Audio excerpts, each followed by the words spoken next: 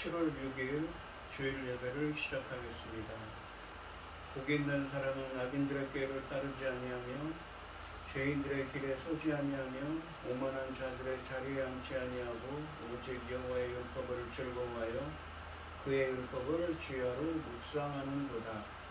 그는 시냇가에 심은 나무가 철을 따라 열매를 맺으며 그 잎사귀가 마르지 아니함 같으니 그가 하는 모든 일이 다 형통하리로다. 악인들은 그렇지 아니하며 오직 바람에 나는 겨와 같도다.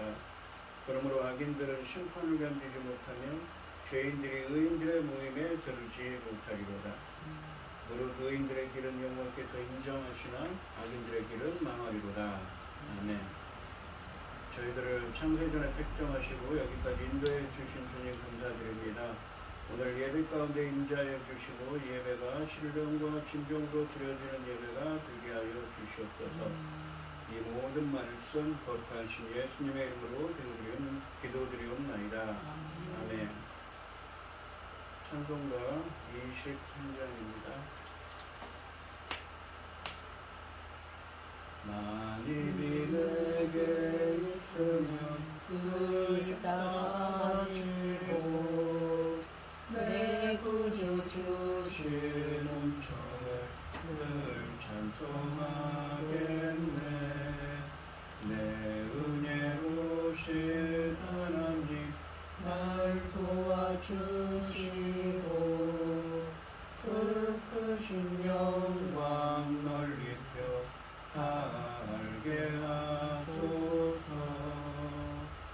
내 주의 귀한 이름이 날 위로하시고 이 귀의 음악 같으니 참 기락되도다. 내 죄의 권세 깨뜨려 그 결박 푸시고 일주한 마음을 비로소 고청케 하셨네. 아멘.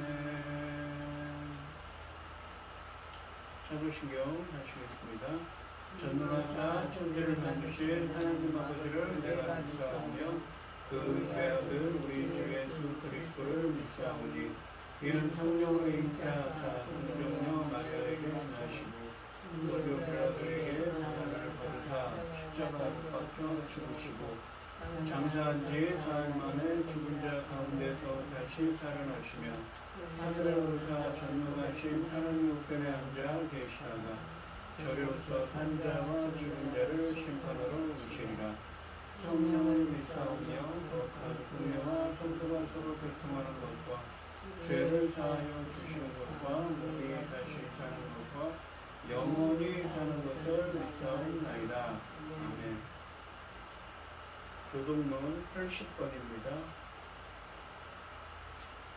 우리가 이 보배를 질그릇에 가졌으니 이는 심히 그 능에 원하는 게 있고 우리에게 있지 아니함을 알게 하려 함이라. 우리가 사방으로 우겨쌈을 당하여도 쌓이지 아니하며 답답한 일을 당하여도 낙심하지 아니하며 박해를 받아도 버림받지 아니하며 거꾸로뜨림을 당하여도 망하지 아니하고 우리가 항상 예수의 죽음을 몸에 짊어지면 예수의 생명이 또한 우리 몸에 나타나게 하려 함이라. 우리 살아있는 자가 항상 예수를 위하여 죽음에 넘겨짐은 예수의 생명이 또한 우리 죽을 육체에 나타나게 하려 함이라. 아멘. 찬송가 369장입니다. 죄진 같은 우리 구주 어찌 좋은 친구인지 걱정 근심 무거운지 우리 주께 맡기세. 주께 고함 없는 고로 복을 받지 못하네. 사람들이 어찌하여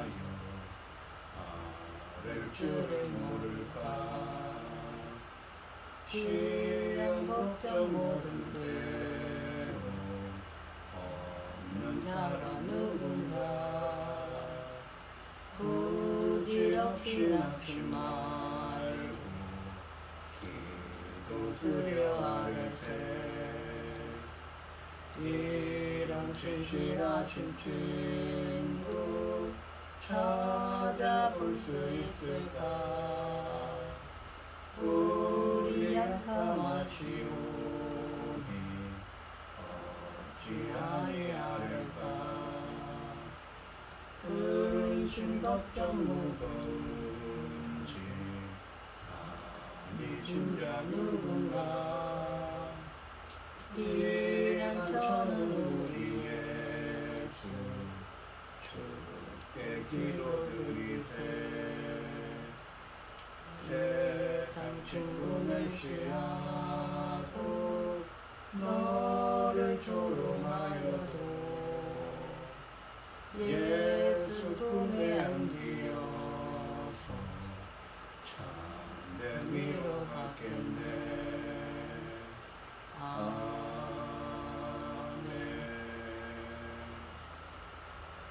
기도하겠습니다. 새 노래로 여호와께 노래하라. 온 땅이여 여호와께 노래할지어다. 여호와께 노래하여 그 이름을 송축하며 그 구원을 날마다 전파할지어다. 영광의 백성들 가운데 그 기이한 행적을 만민 가운데 선포할지어다. 여호와는 위대하시니 지극히 찬양할 것이요 온 신들보다 경외할 것이며 만국의 모든 신들은 우상이지만 여호와께서는 하늘을 지으셨으므로다. 존귀와 위엄이 그 앞에 있으며 능력과 아름다움이 그 성소에 있도다. 아멘. 천지 만물을 지으신 전능하신 하나님 아버지, 어리석고 보잘것없는 저희들을 자녀 삼으시고 아버지 그 크신 사랑 가운데 살아가게 하심을 참으로 감사드립니다. 전능하신 하나님 아버지, 지금 들려오는 소식에 의하면 얼마나 어려운 일들이 많습니까? 그러나 아버지 하나님께서 저희 대한민국을 지켜주셔서 이만큼 보존하고 계시니 참으로 감사드립니다. 더욱더 아버지께서 이 나라를 지켜주셔서 이 민족을 지켜주셔서 살아계신 하나님이 어떻게 우리를 지키시는지, 어떻게 우리를 인도하시는지, 어떤 능력의 손으로 우리를 붙드시고 계신지 만천하가 보고 알게 하여 주시옵소서. 전능하신 하나님 아버지, 중대한 열매 거둘 시대에 저희는 도달했습니다. 아버지 하나님, 천금 같은 귀한 열매, 주님 십자가에 죽으시고 아버지께서 세우시는 그 열매들이 어떤 열매들인지 만천하가 증거될 수 있기를 간절히 소원하옵고, 이 모든 말씀 억만 죄악 가운데서 우리를 구원하여 주신 예수 그리스도 이름으로 기도드리옵나이다. 아멘. 오늘 함께 하실 하나님의 말씀은 마태복음 11장 28절에서 30절까지 말씀입니다. 마태복음 11장 28절에서 30절입니다. 교독을 하겠습니다. 제가 읽겠습니다. 수고하고 무거운 짐진 자들아, 다 내게로 오라. 내가 너희를 쉬게 하리라. 나는 마음이 온유하고 겸손하니 나의 멍에를 메고 내게 배우라. 그리하면 너 마음의 쉼을 얻으리니. 이는 내 멍에는 쉽고 내 짐은 가벼움이라 하시니라. 아멘. 찬송가 337장입니다. 내 모든 시험 무거운 짐을 주 예수 앞에 아뢰리며 근심에 싸짐 날 돌아보사 내 근심 모두 맡으시네. 무거운 짐을 나 홀로 지고 견디다 못해 쓰러질 때 불쌍히 여겨 구원해 주리. 은혜의 주님 오직 예수. 내 모든 괴로움 닥치는 환란 주 예수 앞에 아뢰이며 주께서 친히 날 구해주사 넓으신 사랑 베푸시네. 무거운 짐을 나 홀로 지고 견디다 못해 불쌍히 여겨 구원해 주리. 은혜의 주님 오직 예수. 내 짐이 점점 무거워질 때 주 예수 앞에 아뢰며 주께서 친히 날 구해주사 내 대신 짐을 져주시네. 무거운 짐을 나 홀로 지고 견디다 못해 쓰러질 때 불쌍히 여겨 구원해 주리. 은혜의 주님 오직 예수. 마음이 시려 무거운 죄를 주 예수 앞에 아뢰며 예수는 나의 능력이 되사 세상을 이길 힘주시네. 무거운 짐을 나 홀로 지고 견디다 못해 쓰러질 때 불쌍히 여겨 구원해 주리. 은혜의 주님 오직 예수. 아멘. 오늘 본문 말씀의 제목은 쉼을 주는 새 멍에입니다. 이 마태복음 11장 16절에서 24절까지 말씀에서는 예수님이 복음을 전하고 기적을 행하셨습니다. 그런 예수님의 이 하나님 나라의 사역에 대해서 거부하는 이 세대와 그리고 당시 갈릴리 호수 주변의 도시들에 대한 말씀을 하시면서 그들에 대한 심판을 말씀하셨습니다.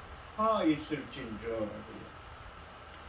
반면에 이 지난 시간에 11장 25절과 27절 말씀해 보시면 그렇게 주님의 말씀을 듣지 않는 교만한 자들에게는 하나님 나라의 비밀을 숨기신다고 말씀하십니다. 알게 하지 못하게 하신다는 것이죠. 하지만 어린아이와 같이 하나님의 예수님의 말씀을 듣고 행하는 자들에게는 주님께서 그 하나님 나라의 비밀을 계시해 주신다고, 알게 해 주신다고 말씀하셨습니다. 이 오늘 본문 말씀에서는 예수님께서 이 자신에게 오라고 사람들을 초청하고 계십니다. 주님께 와서 주님의 말씀을 듣고 배워서 구원받아 안식을 누리라고, 쉼을 누리라고 말씀하고 계십니다. 28절 말씀해 보시면 수고하고 무거운 짐진 자들아 다 내게로 오라 내가 너희를 쉬게 하리라 라고 하십니다. 예수님은 이제 하나님의 구원 계획을 수행하시는 분으로서 자신에게 나아와서 구원을 받으라고 사람들을 초청하고 계십니다. 상반절에 보시면 수고하고 무거운 짐진 자들아 라고 말씀하십니다. 예수님은 사람들을 수고하고 무거운 짐진 자들아 라고 부르십니다. 예수님이 사람들을 수고하고 무거운 짐진 자들아 라고 부르시는 것은 사람들이 무거운 죄의 짐을 지고 사는 존재들이기 때문에 그렇게 부르신 것입니다. 그러니까 지난 시간에 있었던 이야기들, 그리고 지지난 시간에 이야기했던 이야기들을 본다면 어떻죠? 우리 인간들은 죄의 짐을 지고 사는 사람들이기 때문에 주님께서는 천국 복음을 선포하시고, 그러니까 마태복음 5장부터 7장까지는 산상수훈의 복음을 말씀을 선포하시고, 또 8장과 9장에서는 기적을 행하시는 등 하나님 나라의 사역을 하셨습니다. 왜 그렇습니까? 많은 죄의 짐을 진 자들에게 바른 길로 인도하기 위함이었던 거죠. 하지만 그들 중에 예수님의 말씀을 듣고 돌이킨 자들, 회개한 자들은 불과 소수밖에 되지 않았습니다. 하반절 그들을 향해서 예수님께 오라고 초청하고 계신 것이지요. 하반절에 보시면 다 내게로 오라 내가 너희를 쉬게 하리라 라고 말씀하십니다. 예수님은 이처럼 수고하고 무거운 짐진 자들의 죄의 짐을 지고 사는 자들 모두를 향해 내게로 오라고 말씀하십니다. 이제까지 마태복음에서 예수님은 제자들을 부르실 때 나를 따르라 라고 말씀하셨는데 이 오늘 본문 말씀에서는 내게로 오라 라고 초청하고 계십니다. 복음서에서 이렇게 주님께서 누군가에게 내게로 오라라고 말씀하시는 것은 이 본문에서만 유일한 것입니다. 그리고 내가 너희를 쉬게 하리라 라고 말씀하십니다. 이 쉼이라는 것은 안식을 뜻하는 말입니다. 본문에서 예수님께서는 자신에게로 오는 사람들에게 안식을 약속하고 계십니다. 놀랍게도 예수님께서는 먼저 사람들을 자신에게로 부르시고 그 다음에 제자의 길에 멍에로 부르시는 것입니다. 더욱이 안식을 주시는 분은 하나님이 아니라 바로 예수님이십니다. 왜냐하면 지난 시간에 있었던 27절 말씀, 11장 27절 말씀에 보시면 세상의 모든 일들은 주님께서 하나님께서 예수님께 맡기셨다라고 하죠. 그 하나님 나라의 일을 예수님께 맡기셨기 때문에 그런 표현을 쓰는 겁니다. 내가 너희를 쉬게 하리라 라는 표현은 여기에서 안식과 성취를 의미하며 따라서 메시아의 종말론적인 안식 구원을 의미하는 표현입니다. 본문은 예수님께 나오지 않는 사람들은 그렇다면 예수님께 나오지 않는 사람들은 어떻게 될까요? 누구든지 쉼을 얻지 못하고 수고하며 무거운 죄의 짐을 진 인생을 살 수밖에 없다는 사실을 강조하고 있습니다. 29절 말씀해 보시면 나는 마음이 온유하고 겸손하니 나의 멍에를 메고 내게 배우라. 그리하면 너희 마음이 쉼을 얻으리라 라고 말씀하십니다. 앞절에 28절의 의미가 이제도 명확해집니다. 예수님에게로 오라는 초청은 제자의 길로 오라는 초청입니다. 즉 예수님과 예수님의 가르침을 따르라는 초청을 하고 계십니다. 상반절에 보시면 나는 마음이 온유하고 겸손하니 나의 멍에를 메고 내게 배우라 라고 말씀하십니다. 본문에서 예수님에게서 배워야 하는 이유로 첫째, 예수님은 마음이 온유하고 겸손하기 때문입니다. 이 온유하다, 예수님의 성품을 나타내는 온유, 프라우스라는 헬라어를 사용하는데 이 온유함은 온유한 자들이 복이 있다는 이 마태복음 5장 5절 말씀을 생각나게 합니다. 이 온유함은 낮아지고 겸손한 상태와 관계가 있습니다. 그래서 어떻습니까? 하나님을 의지하는 것이지. 마태복음 5장 5절 말씀에 나오는 온유함은 민수기 12장 3절에서 나오는 모세의 낮아짐, 겸손함과 같으며 하나님을 의지하는 상태임을 의미합니다. 마태복음 21장 5절에서도 오늘 본문에 나오는 온유라는 말씀이 되어져 있습니다. 프라우스라는 헬라어가 쓰여 있는데 이 나귀를 타고 입성하신 예수님의 겸손한 모습도 이 온유함으로 프라우스라는 헬라어로 표현합니다.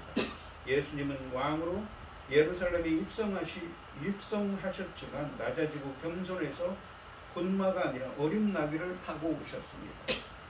이러한 예수님의 낮아지는 성품은 마태복음 11장 7절에서도 나왔듯이 이스라엘 백성이 기대한 메시아의 모습과는 달랐습니다. 그들은 당시에 이스라엘 사람들은 다윗의 자손으로 오는 메시아가 자신들을 엄청난 장군으로 와서 로마를 멸망시키고 자신들을 구원할 거라고 생각을 했습니다.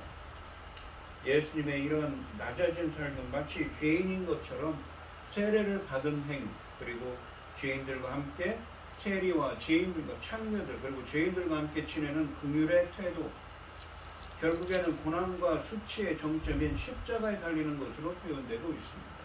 그리고 예수님은 겸손하시다고 하십니다. 이 겸손하다라고 번역된 이 헬라어는 타페이노스인데 낮아짐을 의미하는 말씀입니다. 하나님이 낮은 자를 택하신다고 할 때도 동일한 단어를 사용합니다. 이 마태복음에서는 특히 이 겸손하다, 낮아져 있다라는 단어를 쓸 때 타페이노스라는 단어를 주로 많이 사용합니다. 예를 들어 18장 4절에 보시면 예수님은 그러므로 누구든지 이 어린아이와 같이 자기를 낮추는 사람마다 하늘나라에서 크다고 말씀하셨는데 자기를 낮춘다 할 때 이 겸손하다라는 의미를 갖고 있는 타페이노스라는 헬라어를 사용했습니다. 그래서 이 언뜻 보면 온유함과 겸손함은 비슷한 의미죠. 온유함은 자신이 낮은 자리에 처해 있어서 주님을 의지하는 것이죠. 겸손함도 비슷한 의미입니다. 자신은 하나님만을 너무나 부족함을 알기 때문에 하나님의 은혜를 구하는 태도인 것이지. 그래서 본질적으로 동의어인 것입니다. 또한 예수님은 자신의 멍에를 메고라고 말씀하십니다. 우리가 농촌에 보시면 멍에가 있죠. 소에게 이 멍에를 씌웁니다.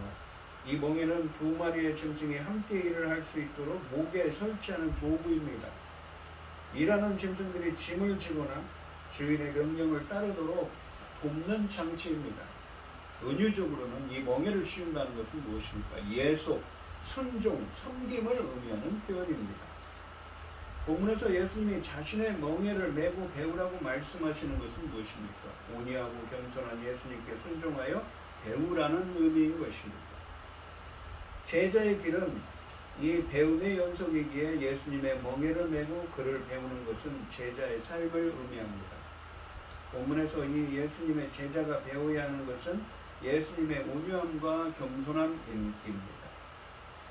마태복음 11장 16절부터 27절까지 말씀에서 예수님은 하늘나라 복음에 부정적으로 반응하는 이 세대와 갈릴리 호수 주변의 도시들에게 심판의 말씀을 전했습니다. 그러한 자들은 주님의 말씀을 듣고 돌이켜 회개하지 않기 때문에 교만한 자들이기 때문에 어떻습니까? 25절부터 27절에 나오듯이 하나님의 그 비밀들을 숨겨버리신다고 하시죠.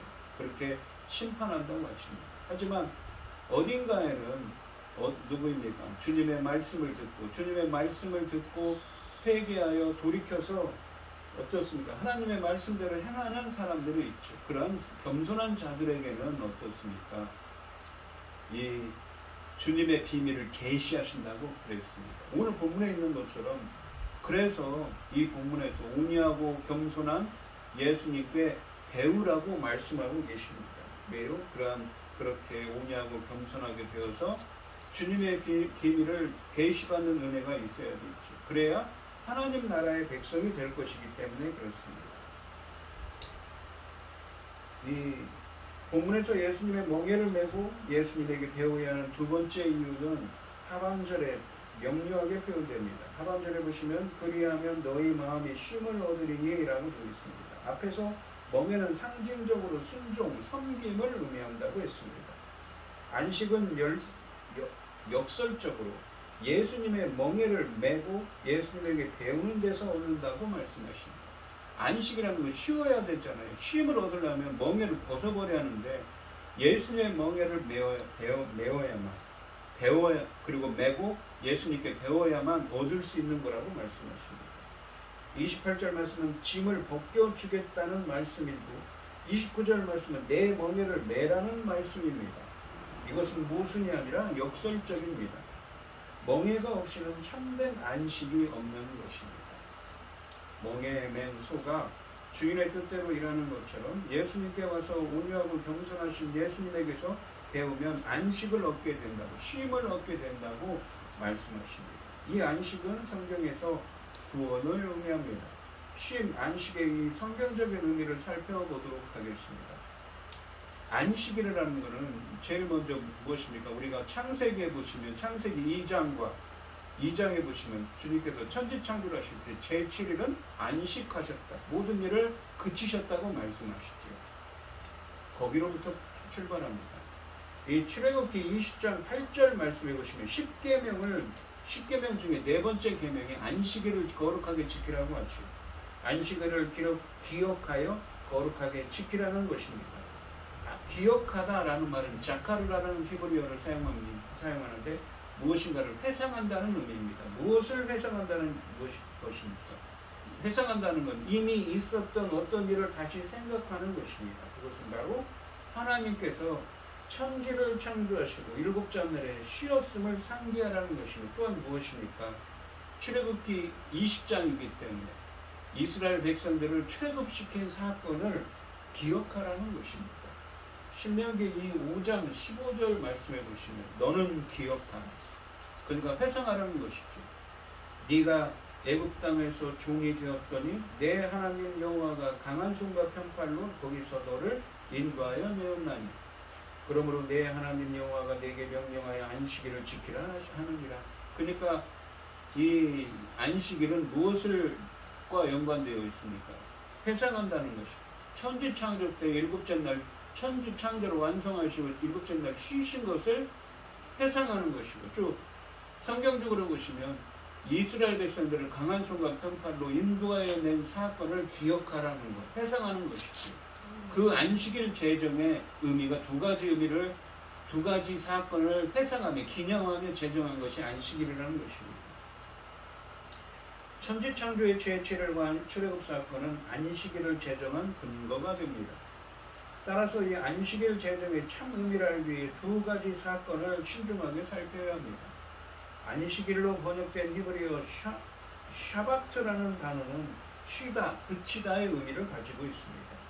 출애굽기 20장 9절과 10절 말씀에서는 엿새 동안은 힘써 내 모든 일을 행할 것이나 일곱째 날은 아무 일도 하지 말라고 말씀하십니다. 이 안식일의 계명에서 우리가 가장 중요하게 생각해야 하는 것은 안식의 참 의미가 무엇인가라는 것입니다. 많은 사람들은 이 안식을 단지 일을 그치고 쉬는 거라고 표현합니다. 그러나 단지 일하지 않고 쉬는 것이 안식하는 것인지는 더 생각해 보아야 합니다. 이 신명기 5장 14절에 보시면 일곱째 날은 내 하나님 여호와의 안식일인데 너나 내 아들이나 내 딸이나 내 남종이나 내 여종이나 다 소나 내 나귀나 내 모든 가축이나 내 문 안에 있는 객이라도 아무 일도 하지 못하게 하고 내 남종이나 내 여종에게 너같이 안식하게 할지니라 라고 말씀하십니다. 여기서 안식하게로 번역된 히브리어는 누하우라는 표현입니다. 그러니까 두 가지 히브리어를 사용했다는 것이죠. 이 누하우도 휴식하다, 쉬다라는 의미로서 이 샤바트라는 안식일이라는 다른 히브리어와 동의어로 사용되었습니다. 그런데 이 누하우는 또한 자주 안전히 거하다 또는 안식하다의 의미로도 사용됩니다. 특히 신명기 12장 10절에는 누하우를 평안히 거하는 모습으로 그리고 있습니다. 12장 10절에 보면 너희가 요단강을 건너 너희 하나님 여호와께서 너희에게 기업으로 주시는 땅에 거주하게 될 때 또는 여호와께서 너희에게 너희 주위의 모든 대적을 이기게 하시고 너희에게 안식을 주셔서 무엇입니까? 안식을 주사 너희를 평안히 거주하게 하실 때 무엇입니까? 신명기는 가나안 땅에 들어가기 한 달을 남겨놓고 요단강을 건너기 한 달 남겨놓고 모압 평지라는 곳에서 모세가 이스라엘 백성들을 모아놓고 지난 40년 동안 있었던 일을 회상하면서 하는 고별 설교입니다. 근데 앞으로 가나안 땅에 들어가면 너희들이 너희에게 너희 주위의 모든 대적을 이기게 하실 것이다. 너희에게 그래서 안식을 주신다고. 이것이 안식이라고 표현합니다. 너희를 평안히 거주하게 하실 때에 라고 표현하고 있습니다. 그러니까 여기에 나오는 안식은 무엇입니까? 이스라엘 백성들을 가나안 땅으로 출애굽시켜서 가나안 땅 요단강을 건너서 거기에 들어가서 땅을 정복하도록 하신 후시는 것이 무엇입니까? 평안히 거하게 하시는 것. 그래서 그것이 안식이라고 표현하십니다. 제4계명의 안식이 단순히 쉼만을 의미하는 것은 아니라는 것입니다. 더 나아가 안식은 하나님이 이스라엘을 출애굽하도록 하게 하신 구원을 의미하는 것입니다. 출애굽의 핵심은 종으로부터의 해방입니다. 더 나아가 그들이 약속의 땅 가나안에 들어가서 정복하고 거기서 평안히 안식을 누리는 것입니다. 또한 천지창조 이야기에서 그러니까 아까 출애굽기 20장 7절 8절 말씀에서 기억하라고 안식일 제정의 의미가 무엇을 회상합니까? 천지창조 이야기와 이 출애굽 이야기를 출애굽 이야기에서는 이 안식이 어떤 의미겠습니까? 참 구원의 이야기입니다. 출애굽시킨 백성들 요단강 건너서 들어가서 땅을 정복하게 하셔서 평안히 거주하게 하시는 것, 그들을 그렇게 구원하시는 것이 안식이라고 표현합니다. 그렇다면 이 창조 기사에서 제7일로 구성되었는데 이 제7일은 단순히 하나님이 무엇을 만드셨다는 것을 말해주는 것이 아니라 하나님이 천지 만물을 어떻게 완성하셨는가를 말해주고 있습니다. 이 창세기 2장 1절과 2절에 보시면 천지와 만물이 다 이루어집니다. 이루어졌다는 것은 무엇입니까? 완성했다는 이 히브리어가 이루어지니라라고 번역된 히브리어가 카라라고 완성하다, 성취하다라는 의미입니다. 2절에 보시면 하나님이 그가 하시던 일을 일곱째 날에 마치시니 이것도 같은 카라입니다. 끝내다, 완성하다, 성취하다. 그가 하시던 모든 일을 그치고 일곱째 날에 안식하시니라 라고 표현했습니다. 여기서 이루어지니라 마치시니로 번역된 히브리어 카라는 완성하다, 끝내다, 성취하다의 의미입니다. 일곱째 날, 즉 하나님의 안식은 창조의 완성이라는 의미를 담고 있습니다. 그리고 창세기 2장 3절에 보시면 하나님이 그 일곱째 날을 복되게 하사 거룩하게 하셨으니 이는 하나님이 그 창조하심에 만드신 모든 일을 마치시고, 다시 카라라는 말 히브리어를 씁니다. 그날에 안식하셨음이니라 라고 말씀하십니다. 여기서 안식하도록 번역된 히브리어는 샤바트입니다. 이 하나님의 안식에 대하여 많은 사람이 하셨던 일에서 쉬셨다의 의미로 생각하였습니다. 그러나 1절과 2절과 함께 보면 안식은 창조의 완성입니다. 안식일은 하나님의 그 창조하신 일을 끝냈다, 완성했다, 성취했다는 의미죠. 창조의 안식이라는 것입니다. 제7일에 하나님이 쉬셨지만, 그러나 그 쉼 자체가 창조 과정에 속하는 것이며 이로써 창조가 완성되었다는 것입니다. 즉 안식은 창조가 완성되었음을 의미하고, 앞에서 얘기했듯이 또한 무엇입니까? 구원을 의미하는 것이죠. 구원의 완성이라고 할 수 있죠. 출애굽 사건을 통하여서 요단강을 건너서 거기에 들어가서 그 대적들을 다 물리치고 평안히 거합니다. 그 땅 분배를 하고 평안히 거하게 하는 것, 그것이 안식이라고 표현하는 것이죠. 그러니까 구원의 완성, 창조의 완성을 의미하는 것이죠. 무엇이요? 안식이 말입니다. 참고로 이사야서 45장 8절 말씀은 구원을 하나님의 창조적인 사건으로 또한 이해하고 있습니다. 그런데 이 히브리서에 가면 히브리서 기자가 4장 3절과 4절 말씀해 보시면 우리에게 남아있는 저 안식에 대해 말씀하십니다. 히브리서 4장 3절과 4절에 보시면 이미 믿는 우리들은 저 안식에 들어가는 그가 그 안식이 남아있다는 거죠. 그가 말씀하신 바와 같으니 내가 노하여 맹세하신 바와 같이 그들이 내 안식에 들어오지 못하리라 하셨다 하였으나 세상을 창조할 때부터 그 일이 이루어졌느니라. 제7일에 관하여는 어딘가에 이렇게 일렀을 때 하나님은 제7일에 그의 모든 일을 쉬셨다 하였으며 라고 되어 있습니다. 앞으로 유다가 들어갈 영원한 안식을 말하면서 그 안식은 세상을 창조할 때 이루어진 것이라고 말씀하시면서 그것을 증명하기 위해 창세기 2장 2절 말씀을 인용하고 있습니다. 바로 창조 기사에 나타난 제7일 하나님께서 주신 그 안식이 우리가 들어갈 바로 구원을 의미하며 창조의 완성, 구원의 완성을 의미한다는 것입니다. 따라서 그 안식을 단순히 쉼으로만 보면 안 되는 것이지요. 결론적으로 안식은 창조의 완성이며 구원을 의미합니다.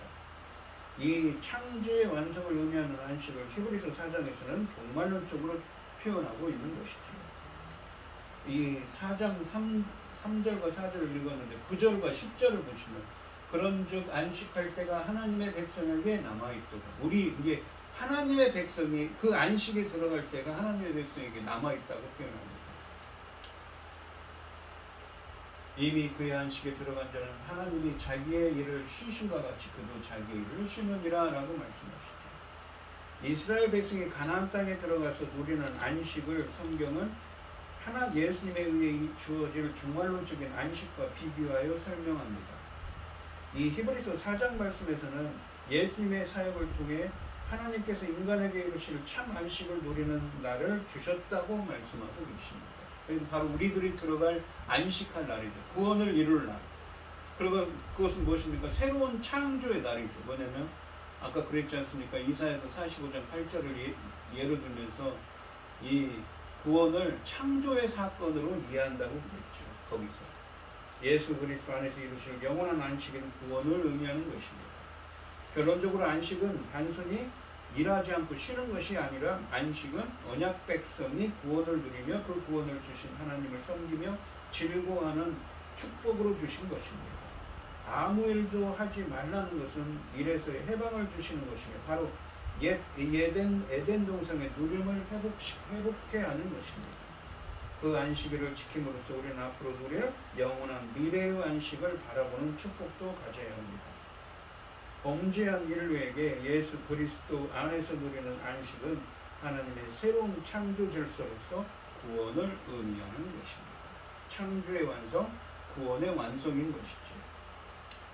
마태복음 11장 16절로 27절 말씀에서 예수님의 하늘나라 복음에 부정적으로 반응한 이 세대와 갈릴리 호수 주변의 도시들이 주님의 말씀을 듣고 행함이 없는, 돌이키지 않고 회개하지 않고 행하지 않는 교만함에 심판을 선언하시고 하나님의 비밀을 숨기셨다고 말씀하셨는데, 반면에 예수님은 어린아이와 같은 자들, 배우지 않았지만 겸손한 자들, 오늘 예수님 하나님의 말씀을 듣고 행하는 겸손한 사람들에게는 예수님이 행하시는 일들의 비밀을 알게 하신다고, 그래서 하나님 나라의 백성이 되게 하신다는데 감사하신다고 하셨습니다. 마태복음 오늘 본문 말씀인 28절 말씀은 죄의 짐을 지고 사는 사람들에게 주님께서 쉼, 그러니까 새로운 창조의 완성엔 구원을 주신다는 말씀이며, 29절 말씀은 무엇입니까? 마음이 온유하고 겸손한 예수께 순종하고 예수님의 멍에를 메고 주님의 겸손함을 배워 주님의 말씀을 듣고 행하는 어린아이와 같이 겸손한 자가 되어서 새로운 창조의 완성에 구원을 얻으라는 말씀인 것이지요. 30절 말씀을 보시면 이는 내 멍에는 쉽고 내 짐은 가벼움이라 라고 되어 있습니다.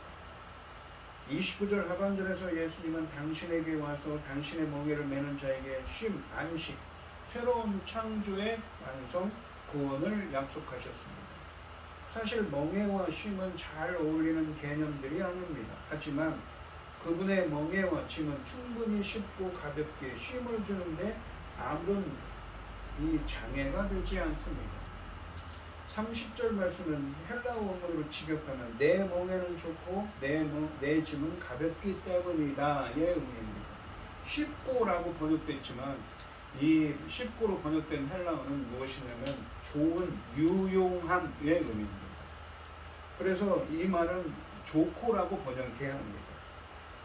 우리가 이 누가복음 5장 39절에서 묵은 포도주가 좋다라고 표현할 때 이 같은 단어를 사용했습니다.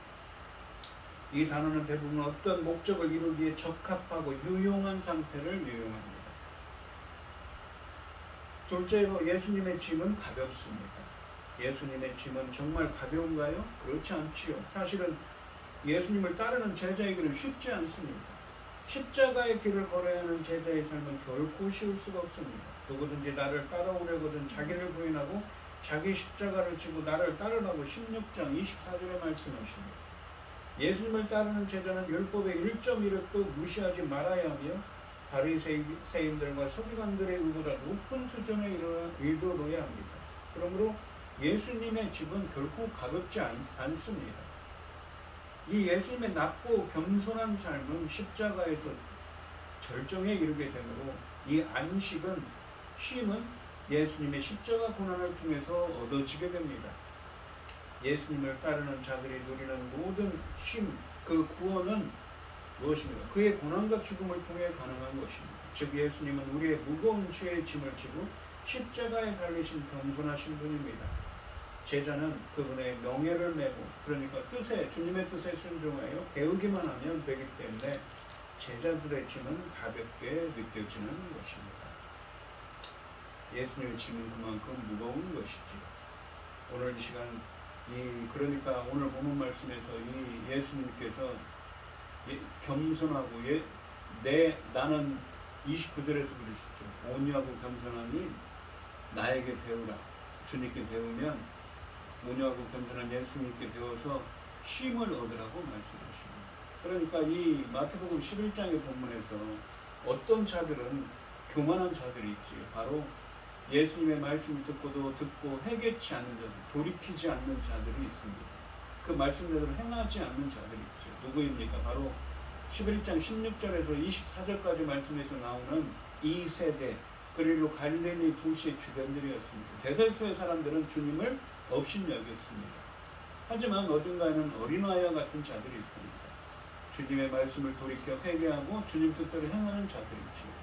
그러한 자들에게는 은혜를 베푸셔서 하나님 나라의 비밀을 알게 하시고 하나님의 백성들이 되게 하신다고 표현합니다. 그러면서 오늘 본문 말씀에서는 그렇게 사람들을 초청하시면서 그렇죠. 온유하고 겸손한 예수님께 배우라고요. 배워서 쉼을 얻으라고. 그러한 자들에게 주님은 계시하시고 하나님 나라의 비밀을 알게 하시고 어떻습니까? 그들을 쉼, 안식, 즉 창조의 완성, 구원으로 이르게 하신다. 구원을 얻으라고 말씀하고 진정한 구원을 얻으라고 말씀하시는 것입니다. 오늘 이 시간 성도님들도 마음이 온유하고 겸손하신 예수님의 멍에를 메고 순종하고 주님의 겸손함을 배워 주님의 말씀을 듣고 행하는 어린아이와 같이 겸손한 자가 되어서 새로운 창조의 완성인 쉼, 안식, 즉 구원을 얻으시기를 주님의 이름으로 축원드리겠습니다. 기도하겠습니다. 하나님 아버지 감사합니다. 예수님께서는 나는 온유하고 겸손하게 내게 배워서 쉼을 얻으라고 말씀하십니다. 세상에는 많은 사람들이 있습니다. 어떤 사람은 주님의 사역을 보고도 직접 보고 주님의 말씀을 들었지만 듣고 회개하고 돌이켜서 주님 뜻대로 살아가는 겸손한 자들이 어린아이와 같은 자들이 있는가 하면 이 주님께서 이 본문의 11장에 나오는 이 세대 그리고 갈릴리 주변에 나오는 그 도시들처럼 대부분의 사람들은 교만하게 주님의 말씀을 듣고도 회개치 않았습니다. 그래서 그들에게는 하나님 나라의 비밀을 숨기시는 심판을 하신다고 합니다. 그래서 오늘 본문 말씀에서는 온유하고 겸손하신 주님께 배우라고 말씀하십니다. 그래서 쉼, 안식, 즉 구원, 창조의 완성, 구원을 얻으라고 말씀하고 계신 것이죠. 저희들도 주님의 말씀을 듣고 예수님께 배워서 온유하고 겸손하신 예수님께 배워서 주님의 말씀을 듣고 돌이켜 회개할 수 있는 겸손한 자가 되어서 저희들도 구원의 완성, 창조의 완성인 쉼을 얻을 수 있도록 안식, 주님이 베풀어 주시는 안식 안에 거할 수 있도록 은혜 베풀어 주시옵소서. 이 모든 말씀 거룩하신 예수님의 이름으로 기도드리옵나이다. 아멘. 찬송가 531장을 하시고 축가하시므로 오늘 예배를 마치겠습니다. 자비한 주께서 부르시네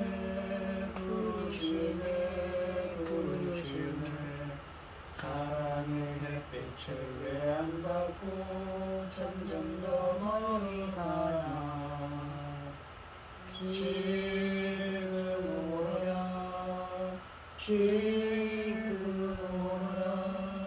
자비한 주께로 지금 나오라 고달파 지친 자 쉬라하네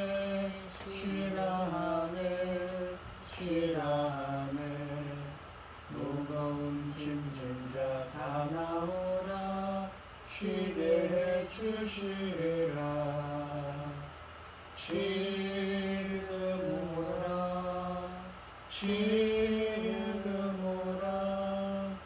자비한 주께로 지금 나오라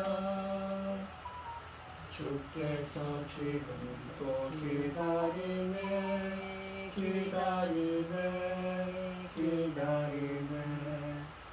죄짐을 가지고 다 나오라 어서 주 앞에 오라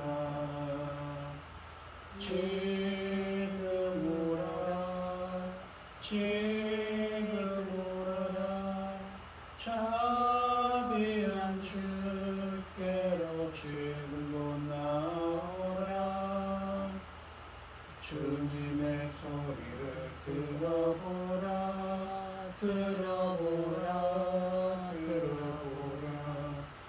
그 이름 믿는 자 복 받으리 어서 곧 일어나라 지금 오라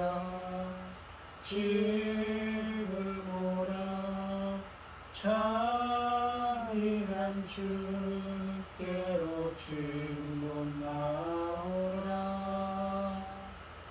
아멘. 기도하겠습니다. 참 감사하시는 하나님, 오늘 주신 말씀처럼 주님께서는 오라고, 사람들을 오라고 초청하십니다. 그러면서 온유하고 겸손한 주님께 배워서 쉼을 얻으라고 하십니다. 저희들도 온유하고 겸손한 주님께 배워서 주님의 말씀을 듣고 회개하는 자가 되게 하여 주시옵시고 쉼, 안식, 즉 창조의 완성인 구원을 얻을 수 있도록 은혜 베풀어 주시옵소서. 오늘 이 시간 주님의 은혜에 감사드리며 귀한 예물을 드리는 손길들이 있습니다. 최백명 집사님, 김혜순 목사님 주님께서 주님께 귀한 예물을 드립니다. 더운 여름 건강을 잃지 않도록 붙들어 주시옵시고 항상 주님 안에 거할 수 있도록 주님께서 주님의 얼굴을 비춰 주시옵소서. 오늘 이 시간 주님의 은혜에 감사드리며 귀한 예물을 드립니다. 드려지는 손길마다 주님께서 기억하시고 이 간과 기도에 귀 기울여 주시고 응답하여 주셔서 주님의 기뻐하시는 뜻을 행할 수 있도록 인도하여 주시옵소서. 이 모든 말씀 거룩하신 예수님의 이름으로 드려드리옵나이다. 아멘. 축도하심으로 오늘 예배를 마치겠습니다. 이제는 주 예수 그리스도의 은혜와 아버지 하나님의 극진하신 사랑과 성령의 교통하심이 성도들 머리 위에 이제로부터 영원히 함께 있을지어다. 아멘. 수고하셨습니다. 얘기 전인데 자가? 재밌다 수고했어.